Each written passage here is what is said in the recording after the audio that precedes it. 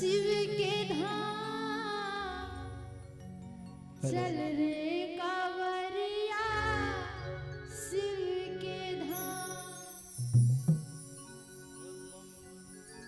कि बोल बम बोल बम बोल बम बम तोरा कुछ न लगेगा बोल बम बोल बम बोल बम बोल तेरा कुछ न लगेगा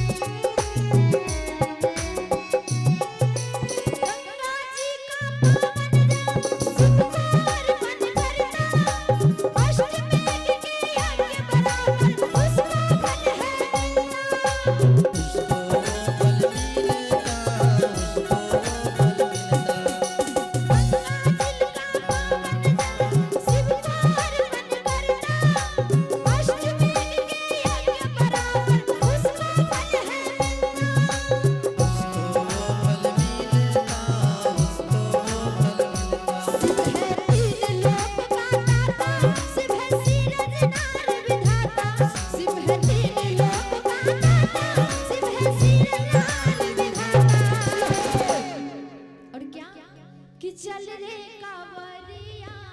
कहाँ शिव के एक बार सबको ही दोनों हाथ उठा के उठा लीजिए पीछे वाले भैया आप लोग भी दोनों हाथ उठा के ताली बजा के कहेंगे क्या कि चल रे कांवरिया